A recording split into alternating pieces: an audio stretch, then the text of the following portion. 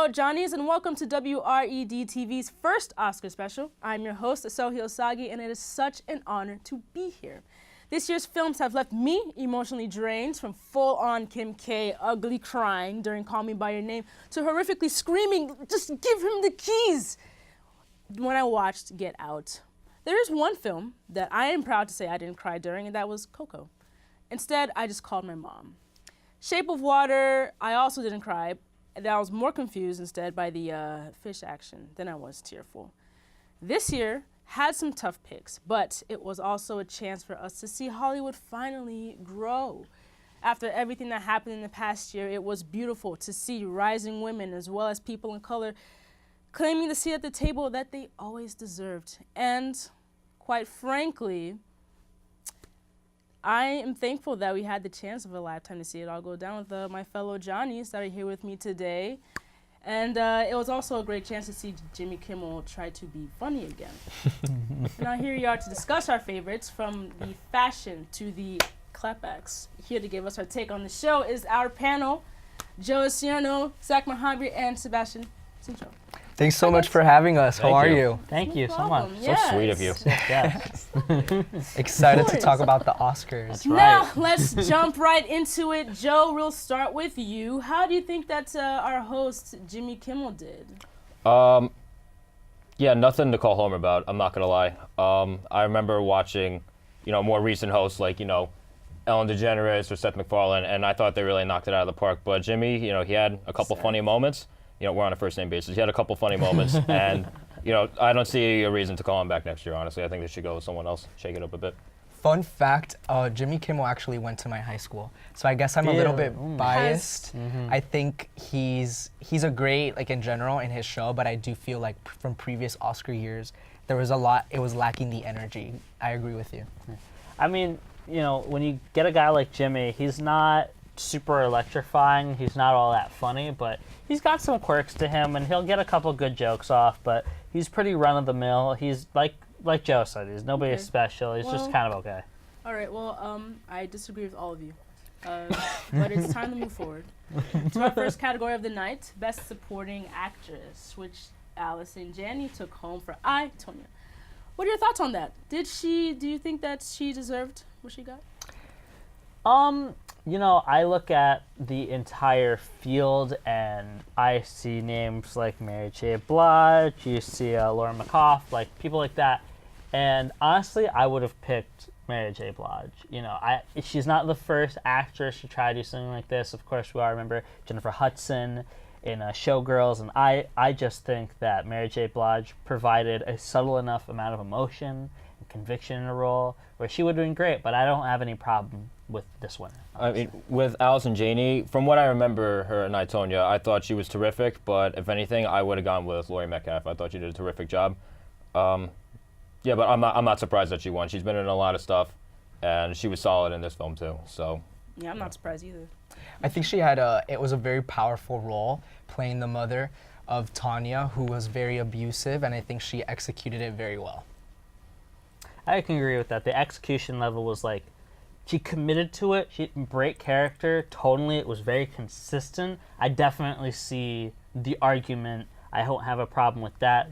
It comes down to preference at that point, but she's a very deserving winner. Yeah, I think abusive parents definitely make for great Oscar baits. But next category, Sam Rockwell, who has been praised for his performance in 3 billboards outside of Ebbing, Missouri. I have to say the whole title.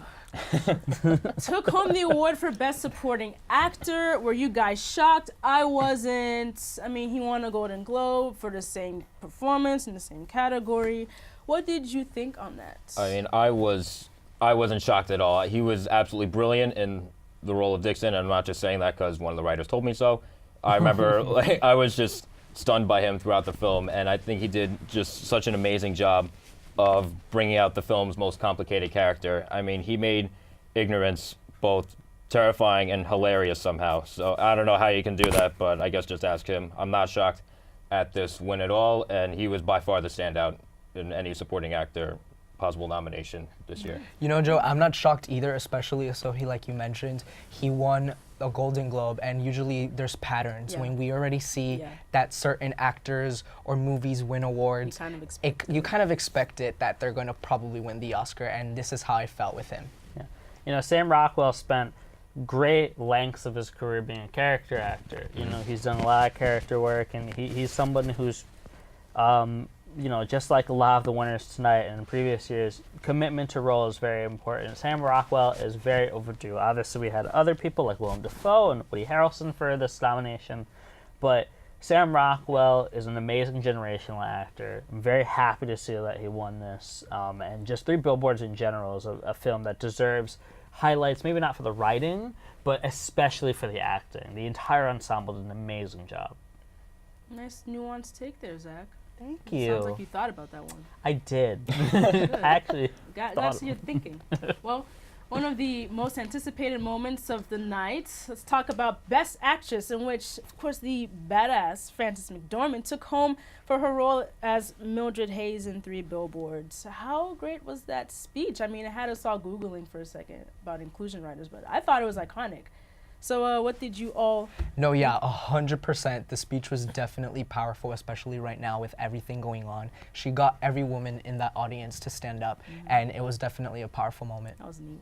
And I think she definitely gave one of the best performances of the year. I remember going in to watch Three Billboards and thinking to myself, okay, I think Sally Hawkins might be the front runner for Best Actress. Then I walked out, I'm like, nope, Frances McDormand. She was, again, funny when she had to be, and at the same time, like tough and brutal when she had to be. She had another one with a very complex character, a lot of emotion going on. Like, honestly, this is the best performance of her career, in my opinion, even more so than Fargo, which she also won for. Yeah, I remember that. I definitely respect her for this performance. I think McDormand did an amazing job. I still believe she was not the most worthy winner for this award. Margot Robbie in I, Tonya Okay, was true. absolutely amazing. She hot take. played that role with such subtlety in certain parts and such conviction in other parts. Her breaking down in front of the judge, banning her from skit, that is such an amazing clip. I'm so glad they put it in the actual show and the production that Sunday, but Margot Robbie did such an amazing job. She's made such a quick turnaround also from playing Harley Quinn in Suicide Squad to handling such a well-written, well-produced, well-directed role like the one she played in I, Tonya. I think she got robbed here. 100% going from a role, like you said, from a superhero movie to a powerful, like something like Tanya. Yeah. I think it was between those two, Frances and her, incredible performances. And I think Frances too, she did an incredible job, especially if you put yourself in her shoes. If something like that happened to your daughter, how would you feel? How would you react? The emotion that went through was... Exactly, and you think about the nuance behind a role, behind that switch she made, where it's like, you know, you go on a project like Suicide Squad, horrible directing, awful writing, just just an absolute garbage production. You name it, All it right. didn't have One it. of- Like, didn't All have right, it, Zach. and she had Zach, to. it sounds like you're really passionate about this, but you have to move on, sweetie. Okay, yeah. The Best Actor is what we got to go through next, and this, just like this past category, was a tough one with a lot of heavy hitters. We had Daniel Kaluuya, we had Timothy Chalamet, Daniel Day-Lewis, and Denzel Washington, and Gary Oldman. I didn't mention any of the movies they were in, but I think we all know. And Zach, do you agree with Gary Oldman as the winner? I feel No. Okay. All right. Not even in the slightest. Not a chance. Daniel. How so? No. Daniel should have won. I agree. For Get Out. You got robbed. There are such important notes and nonverbals that he and a lot of other supporting characters in that film committed to that are so important to the overall narrative and social commentary that comes with that film. You know, it's very social. It's a what was it called? A social horror. That's I what can people see call that. it. Yeah. Daniel got robbed. Gary Oldman's an amazing actor, leagues ahead of his time. Daniel got robbed. He is, but you know what? I think that Daniel, I agree. He kind of deserved the Oscar, but he might win it in another film. Gary Oldman, it was like his 36 years of acting, and it was like his first Oscar award, which was pretty impressive. That out of all the movies he has never won an Oscar before. So it's kind of like, it was, maybe that's why I'd say Daniel didn't get it, because they probably felt that he deserved it more over his trajectory. And his role of playing Winston Churchill was pretty tough, and it's like a complete transformation as well. So I feel like that kind of added to why the role was probably harder to. Well, if that's the reason that he did win, then I can't say I agree with their thinking. Like, honestly, you know, you should win because of the movie itself, not because of what you've done before. That being said, you know, from the clips that I've seen of Gary Oldman online in the role, it seemed like he did a fantastic job. He was very convincing and powerful, and almost, you know, inspirational in the way. Like, I can't stop watching the trailer because of that one clip where he's like, you know, tossing the chair or whatever, or just slamming the chair. But if I had to give it to someone else, honestly, I probably would have given it to Daniel Day-Lewis. I thought he did a fantastic job in Phantom Thread, and he really embodied a very complex character. Well, what would an award show special be without ripping on people's fashion statements? With all the fashion do's this Oscars, there were definitely some fashion don'ts. Here to tell us who wore it best is Kyla Allen. What's up, everyone? This is Kyla Allen, and I'm here to bring you the best of the best looks of the biggest night in Hollywood, as well as the looks that didn't quite make the cut on this year's red carpet. So many stars came dressed to impress, creating iconic fashion moments that made their mark in red carpet history. Starting off with the best dressed females, actress Lupita Nyong'o made quite the statement in her black and gold custom Versace form-fitted gown. The dress's slit was high yet proportioned, showing off her simple yet elegant Alexandra Berman shoes. For me, the entire ensemble was as good as gold. Academy Award nominee Sally Hawkins added a little sparkle to her look, wearing a silver Armani Prive gown. The look was perfectly thrown together with a thin black belt and hair loosely pulled back to show off her beautiful smile, the best accessory a girl can wear. Oscar presenter Jennifer Lawrence hit the mark, stunning in a sparkly ensemble by Christian Dior. Are we seeing a trend with the sparkles? The outfit appeared to be strapless, but a closer look shows two thin straps holding the piece together. My favorite accessory she held during the night was for sure her glass of wine during the ceremony. That Jen is just so random and quirky.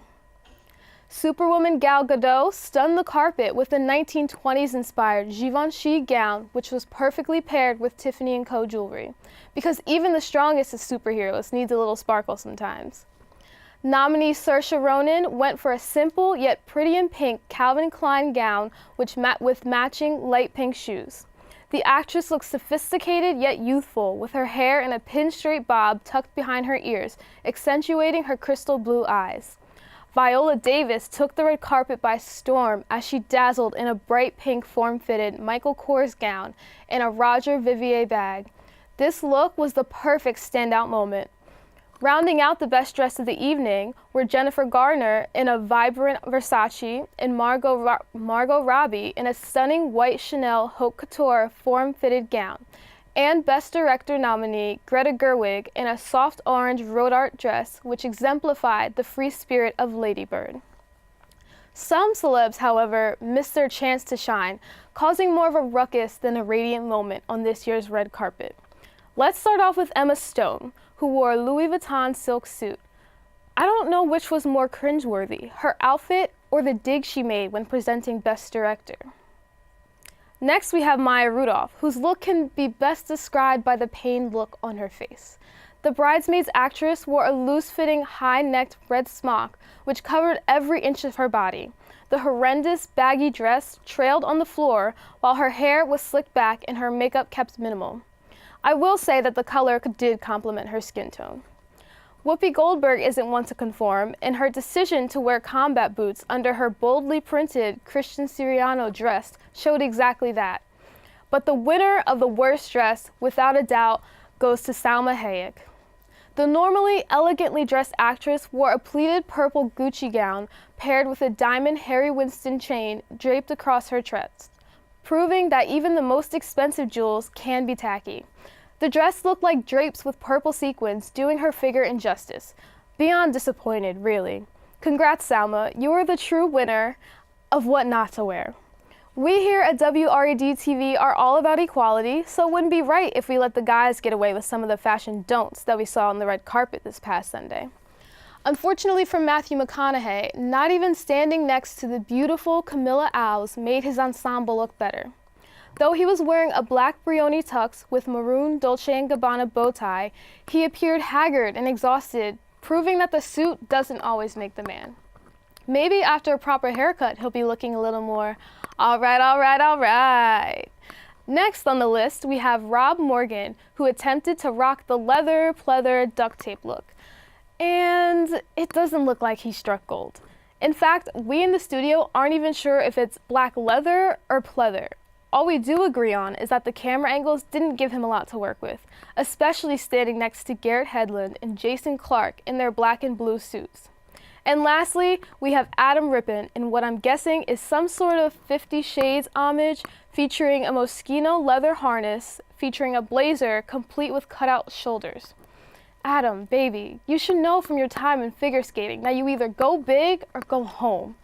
While there were some flops, there were a lot of fine-looking men in attendance. The beautiful specimen that is Armie Hammer wore a red Armani velvet suit and Mont Blanc cufflinks and watch. Now, I'm not one for sweets, but I wouldn't mind a slice of that red velvet, if you know what I'm saying. Daniel Kaluuya brought color to the red carpet in a velvet camel-colored Brunello Cucinelli blazer, completing the look with Mont Blanc cufflinks and watch and Todd's shoes. Jordan Peele looked like a winner in his Calvin Klein suit, Jimmy Choo shoes, Mont Blanc cufflinks, and Jason of Beverly Hills antler lapel pin. Other notable outfits of the evening include Lakeith Stanfield and Zenga Couture, Chadwick Boseman, who looked like royalty in Givenchy haute couture, with David Yurman jewelry, and Timothy Chalamet, who mixed up his Berluti suit with a Jaeger Le Couture timepiece and Chelsea boots. But the best-dressed man of the night was none other than Sam Rockwell, who looked like a full-on zaddy in his Prada suit, Christian Louboutin shoes, and David Yurman jewelry. Now that, everyone, is a man. Well, that's all we have here for Fashion Hits and Misses. I'm Kyla Allen, and it's back to you, Esohe. All right, switching gears, let's move on to my favorite part of the night. Best Original Screenplay. Justice was finally served when Jordan Peele finally took home his well-deserved Oscar for Get Out.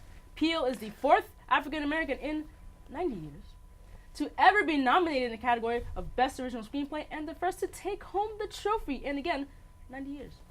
I'd love to hear all of your thoughts on this historic one. Is it historic? Absolutely. Do I think it was deserved given the competition? Absolutely not. I'm trying my very best, to be objective when looking at all these, but I think a little bit of subjectivity goes into this when we're talking about movies. I will say it again, Three Billboards was robbed. Absolutely robbed. One of the best written films I've seen in many years, and it kept me guessing throughout the whole film. Oh, this is going to happen next. Nope, totally wrong. Oh, this is going to happen instead. No, totally wrong. It made me laugh at one point. It made me tear up in almost the very next scene. And these are some of the most well-written characters I've seen in a film in a very long time. This movie was absolutely robbed of Best Original Screenplay. It's really difficult, I think, because when you have such great movies, and especially a movie like Get Out that a lot of people could relate to, in a sense, and I feel with everything that's been going on in these times especially, it's like it definitely triggers people, and so I think I see what you mean about the Three Billboards deserving how they could have been robbed, but I also like that Get Out won because I feel like they deserved it. Yeah. I have no problem with Get Out winning. I think it was a beautiful concept done with an amazing level of execution by Jordan Peele and by the entire cast, and it's something that really conveyed well with audiences. It was great conceptually. If any other film could win, I wouldn't even go with Three Billboards. I'd go with Lady Bird. I think that it was so well conversationally written. I think it hit on a lot of things that are very relevant to the LGBTQ experience. That was an amazing film. That film hit every note perfectly. I think that should have won, if anything. I love Jordan Peele. I watched Mad TV my whole life. Lady Bird should have won that award. Key and Peele happened too. That was the whole thing. I don't know about all that. It was okay. Doing the Dave Chappelle show for him, it's okay. Well, James Ivory won Best Adapted Screenplay for Call Me By Your Name. What did you guys think of that one?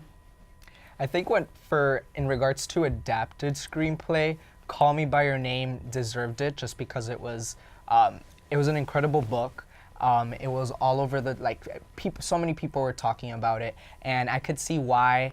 If you Timmy didn't win Best Actor, they didn't win Best Picture. There were so many awards they didn't win, but if it was one award that was definitely deserved, was Best Adapted Screenplay. And I think, this, running for adapted screenplay this year was kind of slight. I mean, there wasn't a lot that got me super excited. If I had to pick a different winner, I probably would have gone with Molly's Game. I think Aaron Sorkin is the best screenwriter working today. That's true, yeah. and I think Molly Bloom, right? Yeah. Her story about how she had that underground poker thing, that's super crazy. fascinating, It's crazy. literally crazy, and it's based on a true story. Yeah. I'm not sure if Call Me by Your Name is based on a true story, but the fact that that's literally her story, that was a close second for me. I'm still a little shocked to see that Logan was in the lineup too. If I'm not mistaken, it's the first comic book movie to ever be nominated for Best Adapted Screenplay. For any screenplay level nomination. And, Logan had a lot of good notes, and I definitely liked the film a lot. But I think as far as anything, Call Me by Your Name was just so beautifully written and adapted, and I think its commitment to translating a lot of those things on the screen, and the cinematography honestly helped it win this award, because when you look at how it was shot, when you look at how a lot of the staging was done, a lot of the blocking between foreground and background, it just lended so well to this adapted screenplay. I'm not surprised it won it. It deserved it. Are we good here? We good? Yeah, I have time. I vented. I got good. well, yeah. Well, before we take a commercial break, I want to talk about Best Director. First off, there's so much to talk about here, from presenter Emma Stone's introduction that has received backlash, to winner Guillermo del Toro's inspiring acceptance speech. Where do we begin? I'm not gonna lie. When it comes to much that has to do with everything before someone wins an award, I kind of block that out. But in terms of Guillermo del Toro winning Best Director with the nominees that were there, I think out of all of them, he definitely deserved it. The only one I could possibly see upsetting him was Christopher Nolan for Dunkirk, which I remember someone describing as anxiety attack the movie, and I think that's a perfect fit because that was another, extremely well done film. But I remember walking out of The Shape of Water, I'm like, okay, I think he's gonna win Best Director this year, and I think he deserved it. It's a gorgeously done film, and it's touching too. Pun not intended. But but no, I think he definitely deserved it. Definitely deserved it. I think so too. As far as Best Director goes, I think Guillermo del Toro was definitely the right choice. He's somebody that's been long overdue for any sort of accreditation. What he's brought to every project he's worked on, the Hellboy franchise and Pacific Rim and everything like that. He's taking a lot of very stocky, very tropey, blockbustery type projects and brought his own flair to it. And he really had the opportunity to do something really special with Shape of Water. I think that this was the perfect, especially when you look at the shot selection, the tone, everything that balanced this film out. It was absolutely the right choice. Something that I've noticed with Guillermo is that a lot of his colors and tone and kind of feel with his movies are all very similar. They're dark fantasies, you would say. Yeah. Van Halen, Pan's Labyrinth. Pan's Labyrinth, Yes. oh my god. All of them are very, they have like this sort of feel, this element to it, and I definitely saw that with Shape of Water as well. All right, that's nice. I liked all of your takes on that. Thank you. you. No one Happy to had give anything them. bad to say about Guillermo on that. I like that. We still have the final category though, and that of course is Best Picture to discuss. But first, we're going to take a quick commercial break. So let's go to that.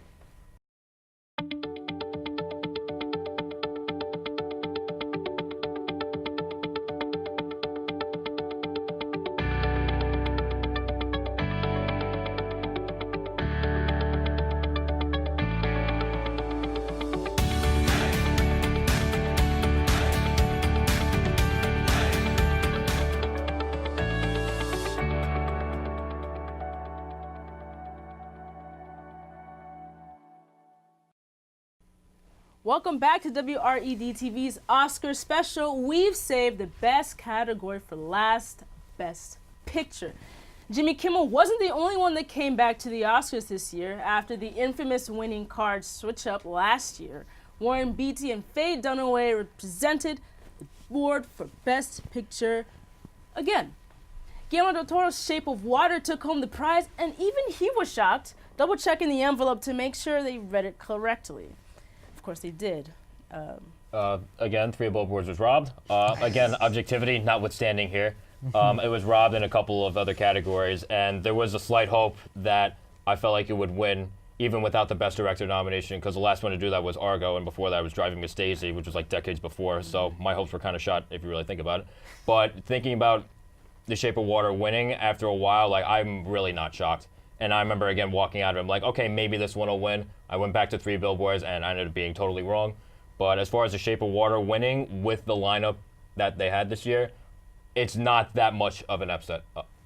Wow, made up a word. Upset, in my opinion. I saw it coming. You know, what I see from this whole pool is there were a lot of pictures that were nominated because of structure and because of the way they were shot that I don't know entirely should have deserved to win. You know, I personally gleaned a lot of the way that Lady Bird was staggered to be, you know, affluent and, you know, very culturally relevant. You could almost assimilate to, like, the gay experience and this and that and the other. It wasn't that great of a film.